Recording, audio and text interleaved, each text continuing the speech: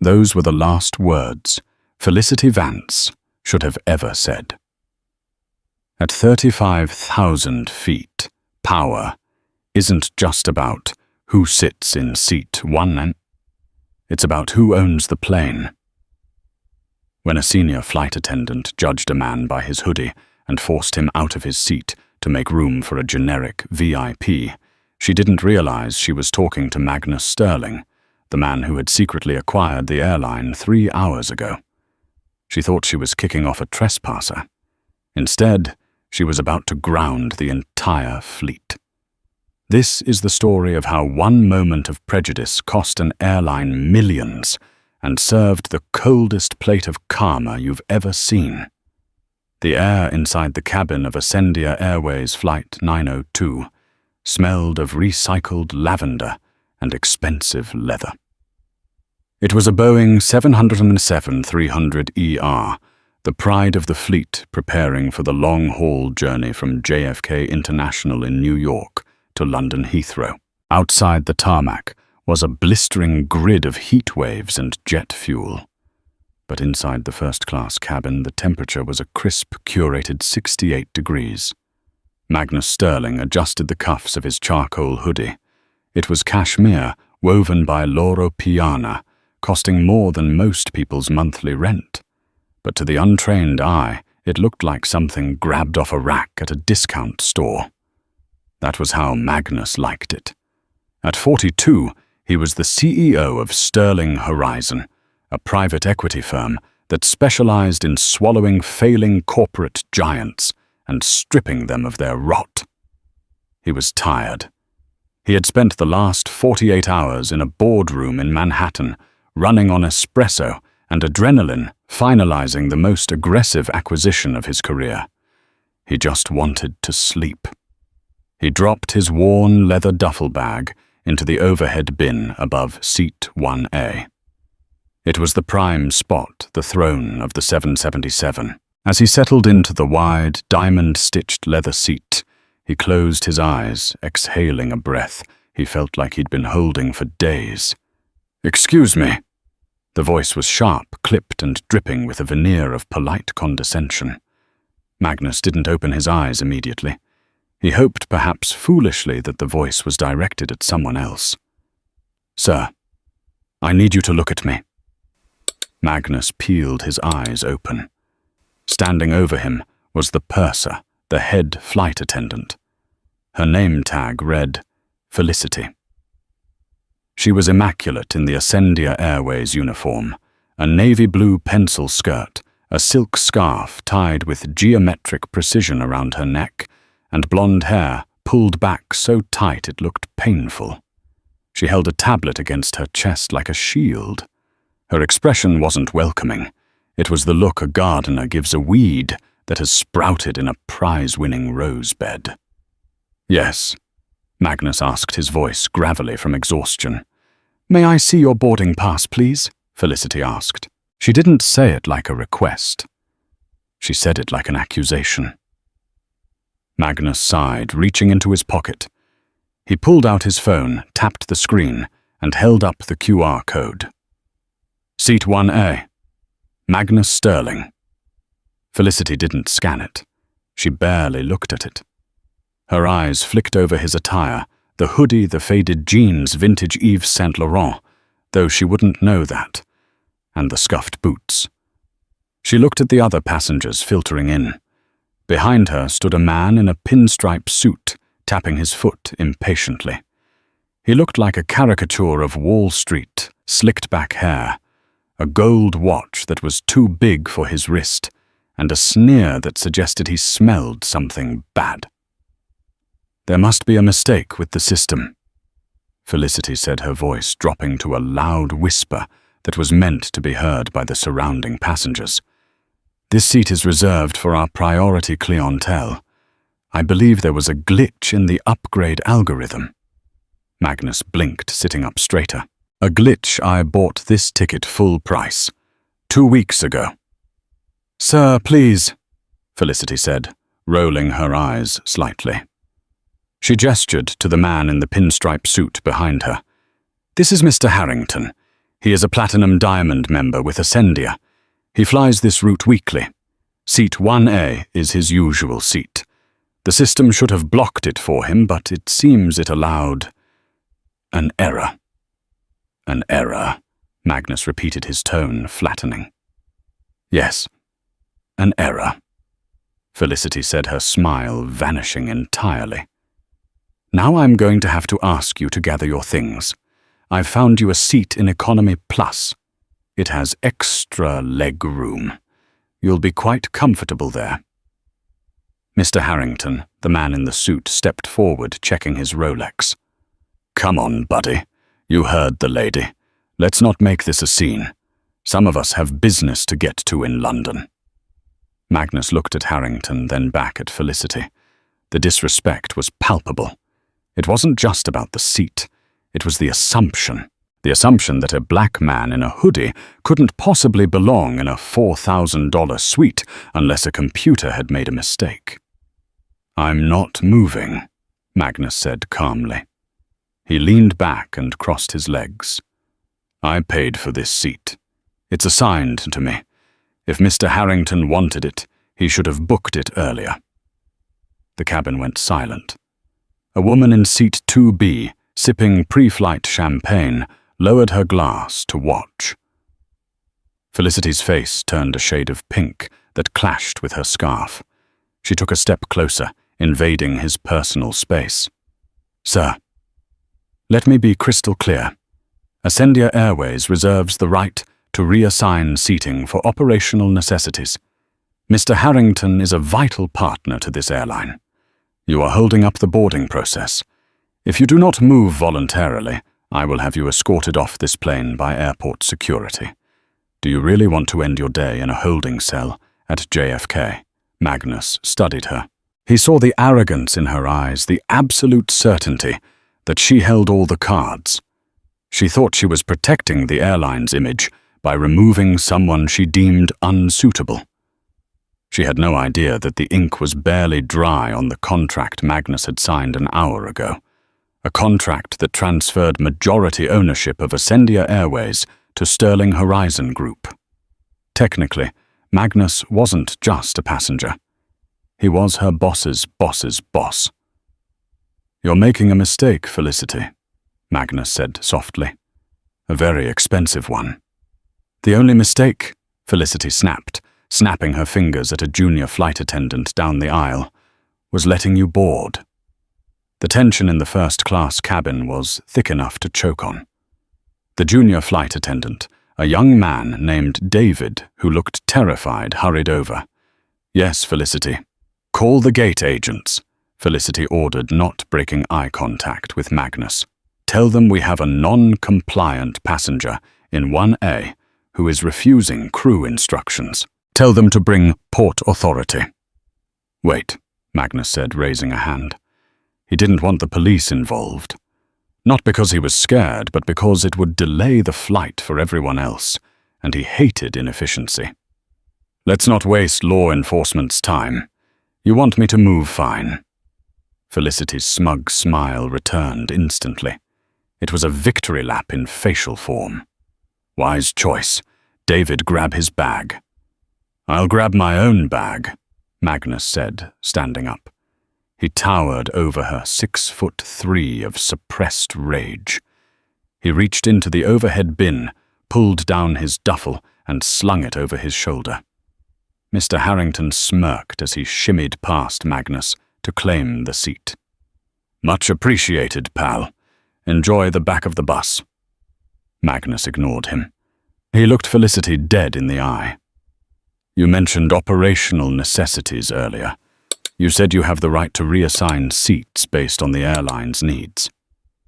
That is correct, Felicity said, checking her tablet, already dismissing him. Seat 24B is open. It's a middle seat, but it's the best we can do. I won't be taking seat 24B, Magnus said. He pulled his phone out again. Actually, I won't be flying to London today, and neither will you. Felicity laughed, a short, sharp bark of amusement. Excuse me, are you threatening the flight crew? Because that is a federal offense. No threat, Magnus said calmly. He tapped a contact on his phone labeled Raymond G., Chief of Operations. He put the phone to his ear. "I'm just making an executive decision." "Sir, you need to get off the plane if you aren't flying," Felicity said, her patience snapping. She reached out to touch his arm to guide him toward the exit. Magnus held up a finger. "Ray, it's Magnus. Yes, I'm on flight 902 at JFK. Listen, I need you to issue an immediate grounding order for this aircraft. Tail number N772AS. The cabin fell silent again. Even Harrington stopped fluffing his pillow. Felicity froze. "Who are you talking to?" she demanded. Magnus continued ignoring her. "Yes, Ray. Immediate grounding. Maintenance hold. Code red. I want the jet bridge reconnected. I want the manifest frozen. No one leaves, no one enters. And get the station manager down here. Now!" He hung up the phone and looked at Felicity. Her face had gone from flushed to pale in seconds. She recognized the tone. It wasn't the tone of a crazy person ranting. It was the tone of someone who gave orders that moved millions of dollars. "Who do you think you are?" Felicity whispered, her voice trembling slightly. "You can't just ground a plane. It's a Boeing 777. Do you know how much this flight costs?" "I do," Magnus said. "I know exactly how much it costs. I also know that Ascendia Airways has been struggling with a liquidity crisis for the last 3 quarters. I know your on-time performance has dropped 12% in the last year. And I know that as of 4:00 p.m. today, Ascendia Airways is a wholly owned subsidiary of Sterling Horizon Group." He took a step closer to her. "I'm Magnus Sterling. I'm the new owner of this airline. And until I say otherwise, this bird isn't going anywhere." As if on cue, the captain's voice crackled over the intercom, but he sounded confused, not authoritative. Ladies and gentlemen, this is Captain Brown from the flight deck. We've just received an immediate stop order from corporate HQ. We are being asked to hold our position at the gate. We're trying to figure out what's going on. But for now, please remain seated." The color drained out of Mr. Harrington's face. He looked from the intercom to Magnus. Felicity dropped her tablet. It hit the floor with a heavy thud, the screen cracking a spiderweb fracture that perfectly mirrored the sudden disintegration of her career. You bought the airline?" she stammered. "I did," Magnus said, his voice cold and hard as steel. "And the first thing I'm going to do is evaluate the staff, specifically the ones who think a hoodie determines a passenger's worth." The murmur in the cabin grew into a roar of whispers. Phones were coming out. People were recording. "You wanted to call security?" Magnus asked, gesturing toward the open cabin door where the jet bridge was still connected. "Go ahead. But I think the person they'll be escorting off the plane isn't me." But the drama was just beginning, because Felicity Vance wasn't just a flight attendant. She was the niece of the former CEO, the man Magnus had just bought the company from, and she wasn't going to go down without a fight that would shake the entire terminal. "You can't do this," she hissed, her shock turning into venom. "My uncle is Richard Vance. He built this company. You might have signed some papers, but you don't run this plane yet. I do." Magnus smiled. It was a terrifying smile. "Richard Vance sold his shares because he was bankrupt, Felicity. He doesn't have a say anymore, and neither do you." At that moment, the heavy door of the plane shook as someone ran down the jet bridge. A man in a high-visibility vest and a suit jacket burst into the cabin, sweating profusely. It was the station manager for JFK. "Mr. Sterling!" the manager gasped, looking around frantically until his eyes landed on Magnus. He ignored Felicity completely. "Mr. Sterling, sir. I got the call from HQ." We've halted pushback. What is the emergency? Is there a security threat? Magnus looked at the station manager, then slowly turned his gaze back to Felicity, who was now trembling visibly. There is a significant threat to the quality of our brand, Magnus said, loud enough for the whole first-class cabin to hear. I want everyone off this plane. We are deplaning now. Deplaning? The manager asked, horrified. Sir, the turnaround time, the fines. I don't care about the fines, Magnus said. I want every passenger rebooked on the next flight with double miles as compensation. But this plane doesn't fly until I deal with the crew. He looked at Felicity. Specifically, the purser. The process of deplaning a fully loaded Boeing 777 is usually a slow, organized shuffle. But today, it was a chaotic evacuation of curiosity. Ladies and gentlemen, Captain Brown's voice wavered over the PA system. Due to unforeseen administrative circumstances involving the ownership of the airline, we are cancelling this flight leg. Please take your personal items and exit into the terminal. Gate agents are ready with vouchers. A collective groan rose from the economy cabin, but in first class nobody groaned. They were too busy watching the show. Magnus stood in the aisle, an immovable object in a hoodie. He didn't look at the passengers shuffling past him. He was looking at his phone, already typing an email to the board of directors. Mr. Harrington, the man who had so eagerly taken Magnus's seat, looked like he wanted to vanish into the upholstery. As he gathered his briefcase, he tried to make eye contact with Magnus, forcing a weak, terrified smile. Hey, look, man, Harrington stammered, sweating through his pinstripe suit. I didn't know. You know how it is. She told me the seat was mine. I didn't mean any disrespect. Magnus finally looked up. His expression was bored. Mr. Harrington, is it? Yeah, Bill. Bill Harrington. I'm with Omega Capital. I know who you are, Bill, Magnus said smoothly. My firm audits Omega Capital's risk portfolio next month. I'll be sure to tell my team to look closely at how your executives handle risk assessment. Taking a seat that doesn't belong to you is a high-risk move. Harrington went pale. He didn't say another word. He grabbed his bag and practically ran off the plane, head down, avoiding the glares of the flight attendants, who now realized their jobs were on the line. Then it was Felicity's turn. She wasn't leaving. She stood in the galley arms crossed, surrounded by the rest of the crew, who were looking at her with a mix of fear and resentment. The station manager, a frantic man named Leonard, was trying to get her to walk up the jet bridge. I am the purser of this vessel, Felicity announced, her voice shrill. I do not leave until the captain dismisses me, and I certainly do not take orders from a passenger, regardless of what lies he tells you about buying the company. Miss Vance, Leonard hissed, wiping sweat from his forehead. It's not a lie. I just got the email from the Global Operations Center. The acquisition closed at 4:00 p.m. He owns the company, Felicity. He owns the plane. He owns the uniform you're wearing.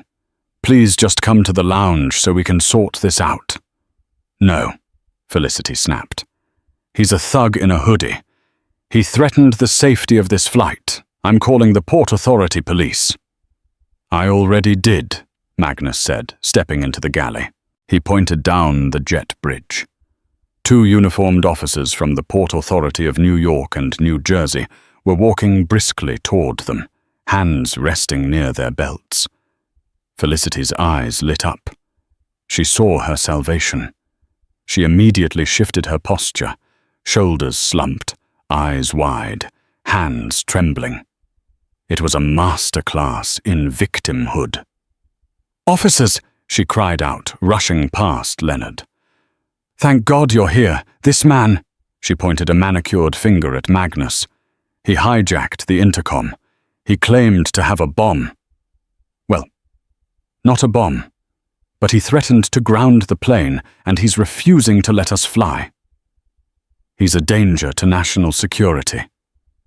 The lead officer, a burly sergeant named Kowalski, stopped and looked at Magnus, then at Felicity. "Is this true?" Kowalski asked, his hand drifting closer to his taser. "So step back and keep your hands where I can see them." Magnus didn't flinch. He didn't raise his hands, but he kept them visible. "Officer, I haven't threatened anyone. I'm the owner of this airline. I issued a grounding order for administrative reasons. This employee is currently being insubordinate and is trespassing on my private property." "He's lying," Felicity screamed.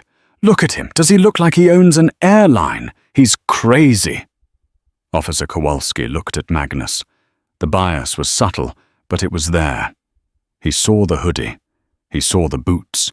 He saw the calm, almost arrogant demeanor of a black man standing up to a uniformed blonde woman. "Sir, I'm going to need to see some ID and proof of what you're saying. Otherwise, you're coming with us for disrupting a flight crew." Magnus moved slowly. He reached into his back pocket and pulled out his wallet. He handed Kowalski his driver's license and a folded piece of paper, the notarized summary of the acquisition deal he had carried with him from the signing. "Check the name on the license against the name on the deed," Magnus said. "And then, officer, I'd like you to ask the station manager, Mr. Leonard, who pays his salary." Kowalski read the paper. He looked at the license. He looked at the paper again. His eyebrows shot up. He turned to Leonard. "Is this legit?" Leonard nodded vigorously. 100%, officer. Mr. Sterling is the chairman of the board as of this afternoon. He has the authority to ground the fleet." The dynamic in the jet bridge shifted instantly. The tension broke. Kowalski lowered his hand and handed the documents back to Magnus with a newfound respect. "My apologies, Mr. Sterling. We get a lot of interesting characters at JFK, just doing my job." "I understand," Magnus said. "Now I would like this employee removed from the aircraft. She is suspended effective immediately pending an internal investigation. I don't want her causing a scene in front of the passengers in the terminal." Felicity gasped. "Suspended? You can't suspend me. My uncle is retired." Magnus cut her off. "Officer, please escort Ms. Vance to the Ascendia first-class lounge. We're going to have a meeting. And make sure she doesn't speak to any passengers on the way. I don't want her poisoning the well any more than she already has." "You're making a mistake," Felicity shrieked as the second officer gently but firmly took her by the elbow. "You'll regret this." "Do you know who I am?" "I know exactly who you are," Magnus said, watching her get led away. "You're a liability." As Felicity was marched up the jet bridge, past the staring faces of the passengers she had looked down on just minutes ago, Magnus turned to the terrified flight crew remaining in the galley. "The rest of you," Magnus said, his voice softer now, "head to the lounge. We're going to have a debrief. If you tell the truth about what happened today, you have nothing to worry about. But if I find out anyone is covering for her—" He didn't need to finish the sentence. The junior flight attendant, David, nodded quickly. "We'll tell you everything, sir. Everything." The Ascendia first-class lounge at JFK was an oasis of calm, usually. It had floor-to-ceiling windows overlooking the runway, a marble bar and quiet corners for business deals. Right now, it was a war room. Magnus had commandeered the private conference room at the back of the lounge. He sat at the head of the mahogany table. On his right sat Leonard, the station manager, who was frantically typing on a laptop, pulling up employment records. On his left sat the terrified junior flight crew, including David. In the center of the room, sitting in a plush chair that looked like it was swallowing her, was Felicity. She had stopped screaming, but her eyes were burning with a cold, hateful fury.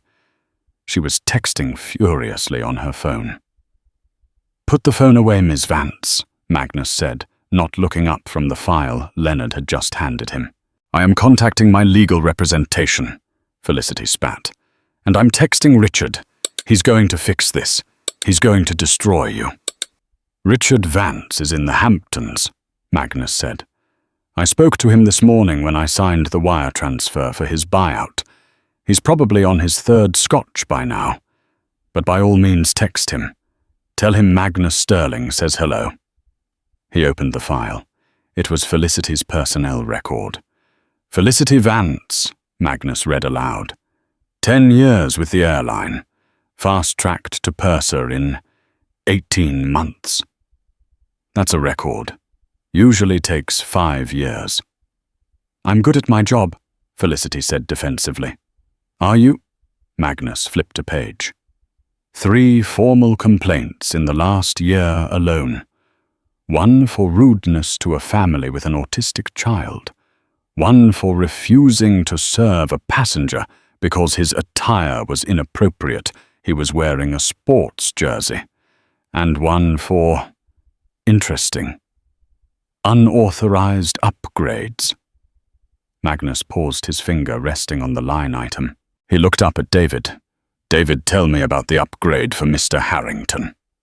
David swallowed hard. He looked at Felicity, who shot him a glare that could cut glass. But David looked back at Magnus, the man who signed the checks. It wasn't a system glitch, sir," David whispered. "Speak up," Magnus said. "It wasn't a glitch," David said louder. "Mr. Harrington didn't have a reservation for 1A.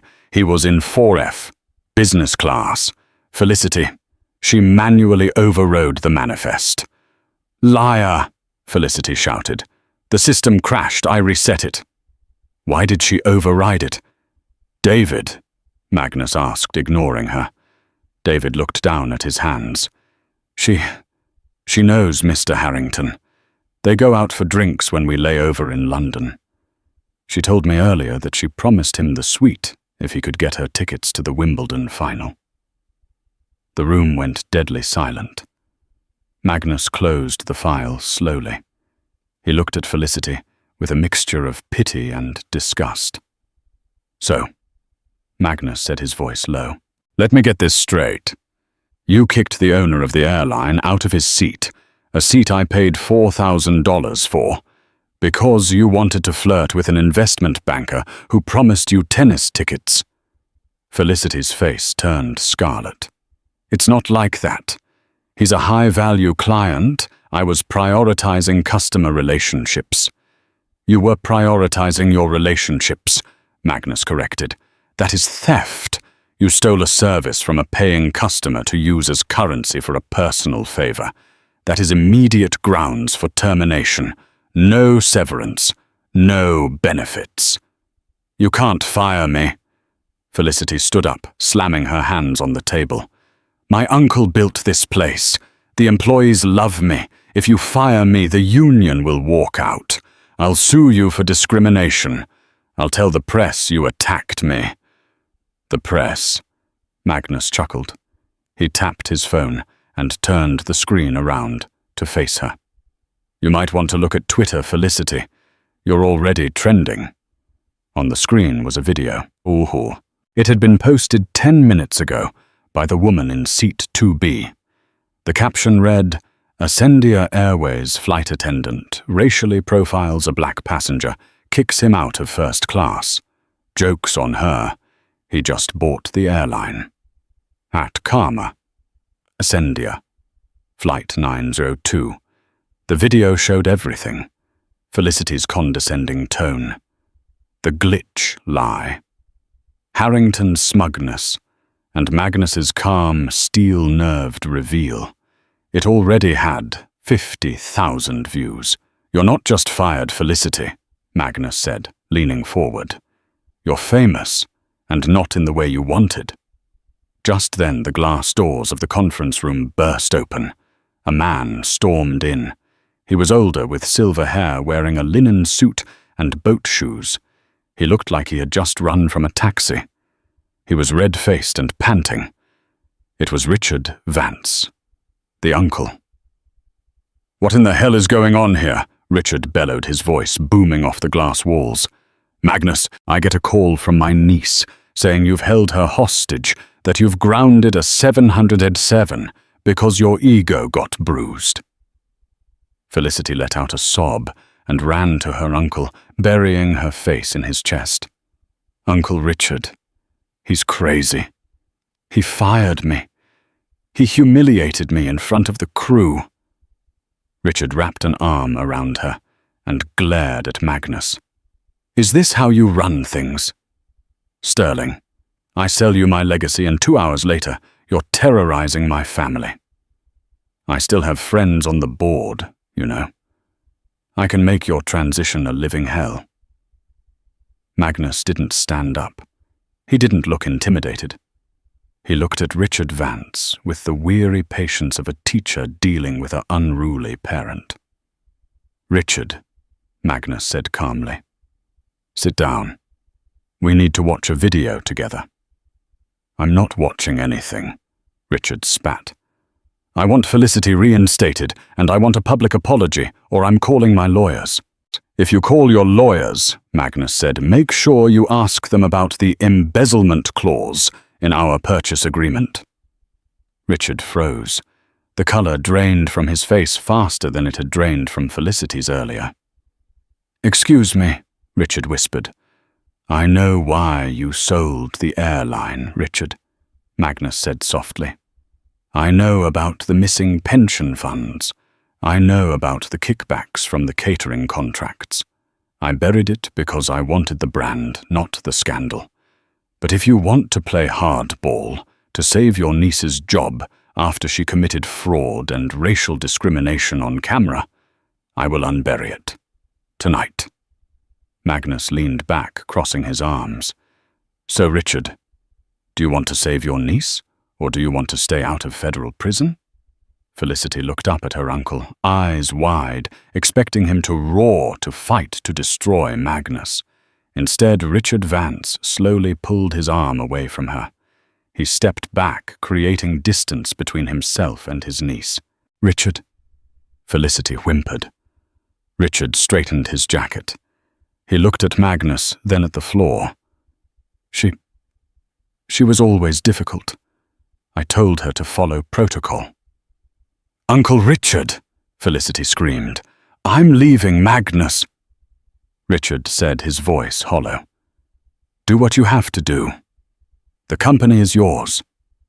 He turned and walked out of the room, leaving Felicity standing alone in the center of the tribunal, stripped of her protection, her job, and her dignity. Magnus looked at her. The room was silent. "Security," Magnus said quietly. "Please escort Ms. Vance out of the terminal, and take her badge." The 48 hours following the grounding of Flight 902 were a blur of digital noise. The video of Magnus Sterling calmly destroying Felicity's career had garnered 12 million views on Twitter and was trending #1 on YouTube. The comments were ruthless. She poked the wrong bear. The look on her face when he called the grounding order priceless. "This is why you treat everyone with respect. You never know who you're talking to." But Felicity Vance wasn't the type of woman to go quietly into the night. She was a Vance. She had grown up believing the world was something to be ordered off a menu, and if it arrived cold, you sent it back. She sat in the high-rise office of Bartholomew Stone, the most vicious employment attorney in New York City. Stone was a man who smelled of expensive cologne and moral decay. He reviewed the termination letter Magnus had signed. "It's ugly, Felicity," Stone said, tossing the paper onto his glass desk. "He has you on insubordination theft of services and falsifying a flight manifest. The video is damning. Most lawyers would tell you to change your name and move to Idaho." "I'm not moving to Idaho," Felicity snapped, lighting a cigarette despite the no smoking sign. "He humiliated me. He ruined my reputation. He blackmailed my uncle into abandoning me. I want his head on a spike, Bartholomew, and I want $10 million for emotional distress." Stone watched her, a slow grin spreading across his face. He didn't care about the facts. He cared about the spin. "The law is on his side," Stone admitted, "but the court of public opinion, that's different. You're a petite blonde woman. He's a 6'3" billionaire who bought an airline just to exert power over you. We can spin this." "How?" "We change the narrative," Stone said, leaning forward. "We don't talk about the seat. We talk about the aggression. We say you felt threatened. We say he was raising his voice, looming over you. We say the grounding was a manic episode that terrified the crew. We make him look like an unstable tyrant, and you like the employee who was just trying to follow protocol." Felicity smiled. It was a cold, reptilian smile. "I can do that. I can cry on cue." "Good," Stone said, "because I just booked you on the morning hour with Sarah Jenkins. Tomorrow morning, 8:00 a.m. Wear white. No jewelry. Look broken." The next morning, Magnus sat in his new office at the Ascendia HQ, watching the large, flat-screen TV on the wall. He was sipping black coffee, his face unreadable. On the screen, Felicity Vance sat on a beige couch across from Sarah Jenkins, the host of the nation's most popular morning show. Felicity was wearing a modest cream sweater. Her hair was down, looking slightly unkempt. Her eyes were red-rimmed. "It was terrifying, Sarah," Felicity said, her voice cracking perfectly. She dabbed at a dry eye with a tissue. "He came on board looking disturbed. He refused to show me his ticket at first. When I tried to help him find a seat, he started shouting. He said he owned me. He said he could end my life." "That sounds horrific," Sarah Jenkins said, leaning in sympathetically. "And then he grounded the plane. He locked us in," Felicity sobbed. "He forced the pilot to lock the doors. I honestly thought we were being hijacked. I was just trying to protect the passengers. And then he fired me in front of everyone. He laughed at me." The audience in the studio gasped. The chyron at the bottom of the screen read "Airline Tyrant. Fired stewardess speaks out." Magnus watched the performance without blinking. He didn't throw his coffee cup. He didn't yell at the screen. He simply picked up his phone and dialed a number. "Ray," Magnus said when his COO answered. "Are you watching this?" "I am, sir," Ray said, sounding worried. "Twitter is flipping. People are saying the video was edited. They're calling for a boycott of Sterling Horizon. Stock is down 4% in pre-market trading. Should we issue a statement?" "No statement," Magnus said. "A statement makes it a he said, she said situation. I don't want to argue with her." "Then what do we do?" "She's suing us, Magnus. Stone just served the papers. They want 20 million now." Magnus stood up and walked to the window, looking out at the tarmac where the Ascendia fleet was parked. "She wants to play the victim," Magnus said softly. "Fine. Let's see how she plays the defendant. Ray, get the legal team ready, and find Bill Harrington." "Harrington. The guy who took the seat." "The same," Magnus said. "Tell him I'm offering him a deal.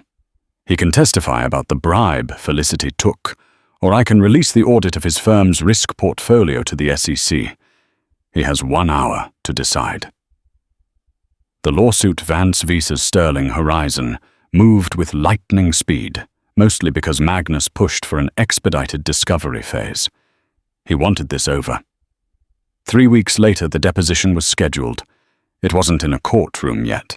It was in the sterile high-tech conference room of a neutral law firm in Manhattan.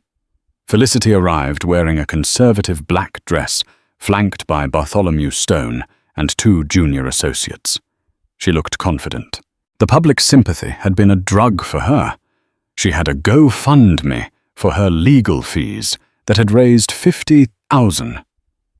She felt untouchable. Magnus arrived alone. No entourage, just him and a single briefcase. He sat opposite them. The videographer turned on the camera. "Mr. Sterling," Stone began, smiling smugly.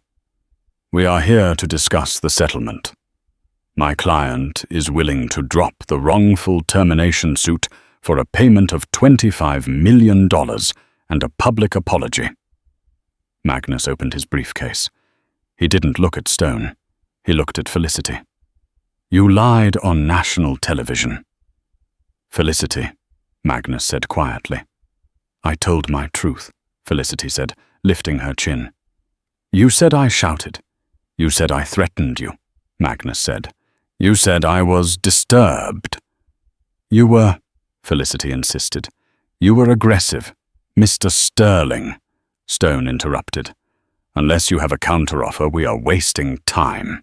We have witness statements from the crew, well, the ones you haven't intimidated who say the atmosphere was tense." "I have a counteroffer," Magnus said. "I offer Felicity the chance to walk out of this room without handcuffs." Stone laughed. "Handcuffs, please. This is a civil suit." "It was," Magnus said. "Until this morning."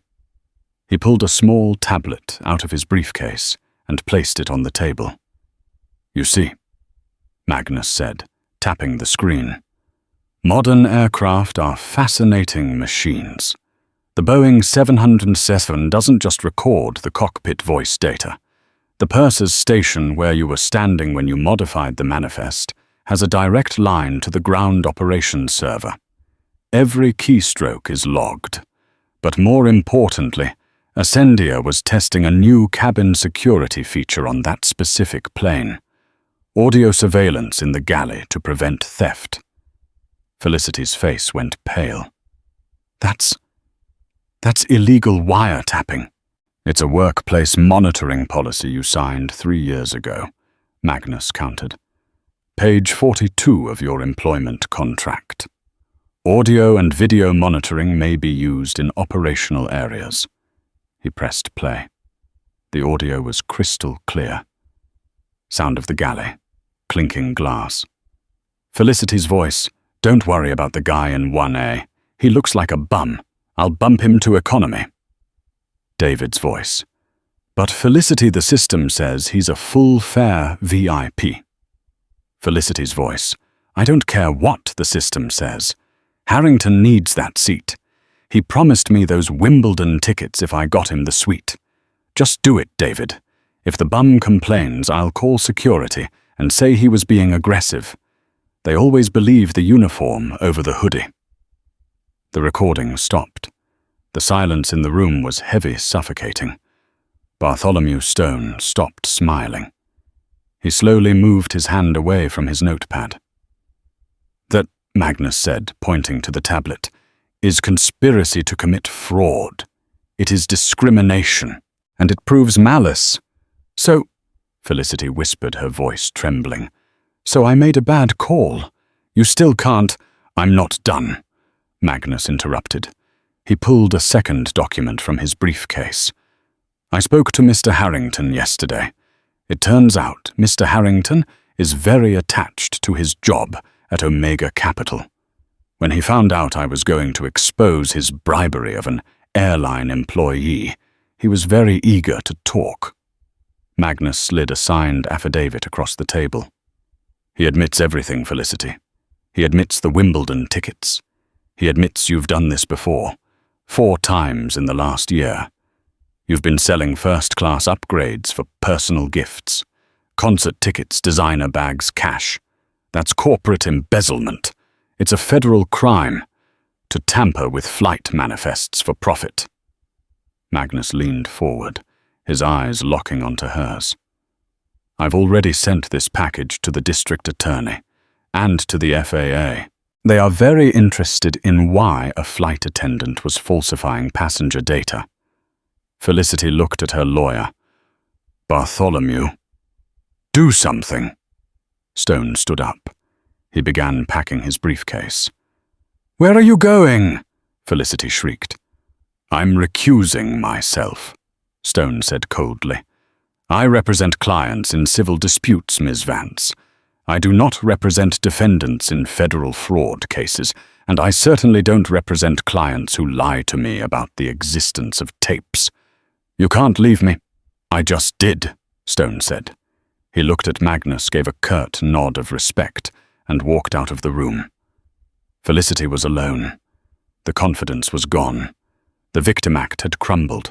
She was just a woman who had let a little bit of power destroy her life.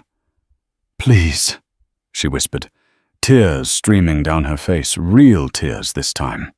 Magnus, Mr. Sterling, please, I'll drop the lawsuit. I'll apologize. Just don't send me to jail. I can't go to jail. Magnus stood up, buttoning his jacket. He looked down at her, not with anger, but with a finality that was worse. You didn't care if I went to jail when you called the police on the plane, Magnus said. You didn't care about my reputation when you went on TV. You wanted to play the game, Felicity. This is the game. He walked toward the door. The police are waiting in the lobby. I suggest you go down quietly. It's better for your brand. The lobby of the Midtown law firm was a cathedral of glass and steel, designed to make anyone who entered feel small. But Felicity Vance didn't feel small. As she rode the elevator down from the deposition, her heart was hammering against her ribs, not with fear, but with a desperate, manic hope. She had texted a contact at the New York Post and a stringer for a local cable news station before the meeting had even started. She needed to get ahead of the story. She needed to spin the narrative before Magnus Sterling could release whatever evidence he claimed to have. She checked her reflection in the polished brass doors of the elevator. Her mascara was smeared artfully, just enough to look distressed, but still beautiful. She was ready to play the broken woman one last time. It's going to be okay, she whispered to herself. He's bluffing. It's just an audio tape. I can say it's doctored. I can say anything. The elevator dinged softly, the doors sliding open to the bustling lobby. The flashbulbs hit her immediately. A wall of white light blinded her for a second. Ms. Vance. Ms. Vance. Over here. Did Sterling settle? How much did you get? Is it true he threatened you physically? Felicity stepped out, shielding her eyes with a trembling hand. She saw the cluster of microphones thrust toward her. She opened her mouth, ready to deliver the soundbite. She had rehearsed a line about power dynamics and the little guy fighting back. I just want to say, Felicity began, her voice quivering, that today was... She never finished the sentence. From the periphery of the media scrum, two figures in dark windbreakers cut through the crowd like sharks through water. They weren't reporters. They didn't have cameras. They had badges hanging from their necks on silver chains. Felicity Vance, the lead officer barked, his voice cutting through the chatter of the press. The cameras turned lenses, refocusing instantly from the tearful blonde to the grim-faced detectives. Felicity froze. Yes. I'm Detective Brown, NYPD Economic Crimes Unit, he said, stepping into the circle of light. He pulled a pair of steel handcuffs from his belt. The metallic clink was audible even over the shutter clicks. You are under arrest. A gasp rippled through the gathered reporters. The questions changed instantly, shifting from sympathetic to predatory. "Arrest!" one reporter shouted. "For what?" Detective Brown didn't play to the cameras, but he spoke loud enough for the microphones to catch every syllable. "Grand larceny in the 3rd degree, conspiracy to commit wire fraud and falsifying business records. Turn around and place your hands behind your back." "No," Felicity whispered, backing away, until she hit the cold marble wall near the concierge desk. "You can't. This is a civil matter. Your lawyer just called us ma'am," Brown said, grabbing her wrist with professional indifference. He spun her around. "He handed over the evidence himself. Seems he didn't want to be an accessory to your fraud scheme." The cold steel snapped around her wrists. It was a sensation of absolute finality. "Ms. Vance!" a reporter yelled, shoving a microphone into her face as she was marched toward the revolving doors. "Did you really take bribes? Did you sell the seats?" Felicity couldn't speak. Her throat had closed up. She looked at the cameras, her eyes wide, with the realization that this wasn't a scene she could edit. This wasn't a clip she could delete. This was live. And it was over. The fallout was immediate and catastrophic. By the time Felicity was being booked at the precinct, Magnus Sterling had released the full audio recording and Bill Harrington's affidavit to the public. The internet, which had been so eager to crown Felicity as a martyr, turned on her with the ferocity of a betrayed mob. The comment sections that had once been filled with heart emojis were now flooded with snake emojis. The hashtag #Justice for Felicity vanished, replaced instantly some password Flight 902 fraud. But the karma didn't stop with Felicity. Bill Harrington, the man who had sat so smugly in seat 1A, arrived at his office at Omega Capital the next morning to find his security badge deactivated. He didn't even make it past the turnstile. A security guard, one he had ignored every morning for 5 years, handed him a cardboard box with his personal effects. "Mr. Harrington," the guard said, a faint smile playing on his lips, "management says you're not a cultural fit anymore, and they asked for the company credit card back." Harrington stood on the sidewalk, holding a box containing a stapler and a framed photo of his dog watching the skyscrapers of Manhattan tower over him. He had lost a 7-figure salary because he wanted a free seat and some tennis tickets. 2 weeks later, the atmosphere at JFK's Hangar 4 was electric but tense. Magnus Sterling had called a mandatory all-hands meeting. Rumors were flying faster than the jets on the runway. Some said he was going to liquidate the airline. Others said he was going to fire everyone in management. Thousands of employees stood on the concrete floor, pilots in crisp uniforms, baggage handlers in neon vests, gate agents and flight attendants. The air smelled of jet fuel and anxiety. A hush fell over the crowd as Magnus walked onto the makeshift stage. He wasn't wearing a suit. He wasn't wearing a tie. He was wearing the same charcoal cashmere hoodie he had worn on Flight 902. He stood at the podium looking out at the sea of faces. He let the silence hang for a moment, making eye contact with the people in the front row. "Good morning," Magnus said. His voice echoed through the vast hangar. "I know many of you are scared. You saw what happened to the former purser. You saw what happened to the stock price for a few days. You're wondering if you're next." He gripped the sides of the podium. "I didn't buy Ascendia Airways to dismantle it," Magnus said firmly. "I bought it because I love flying. But somewhere along the way, this company forgot what flying is about. We started treating dignity like it was an optional upgrade. We started judging people by their clothes instead of their character. We let a culture of arrogance rot the foundation of this business." He pointed to the screen behind him. It showed a picture of seat 1A. "That seat," Magnus said, is just a chair. It's leather and foam. It doesn't make the person sitting in it a king. And the person in seat 34E isn't a peasant. From this day forward, the Vance era is over. If a passenger pays for a service, they get that service. I don't care if they are a CEO or a student. I don't care if they are wearing a tuxedo or a hoodie. He paused, his expression softening.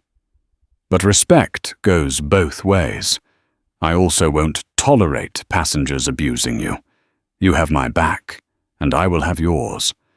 To prove that effective immediately, I am implementing a 15% pay increase for all cabin crew and ground staff.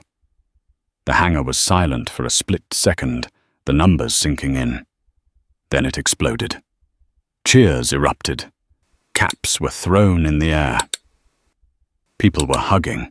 It was a release of tension that had been building for years under the old, corrupt management. But remember, Magnus shouted over the applause, raising a finger, I expect you to earn it. Treat every passenger like they own the plane, because you never know.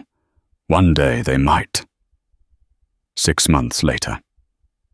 The winter snow had melted, and the spring travel season was in full swing. Flight 902 to London was boarding at gate B12. Magnus Sterling walked down the jet bridge, his duffel bag slung over his shoulder. He scanned his boarding pass at the door. "Welcome back, Mr. Sterling," said the new purser, a young woman named Sarah, who had been promoted from economy. She beamed at him. "We have your usual ready in 1A. Magnus paused at the door of the plane. He looked at seat 1A. It was wetted, inviting and luxurious. Then he looked at the young man standing behind him in the line. The kid was wearing army fatigues, holding a folded flag, looking exhausted.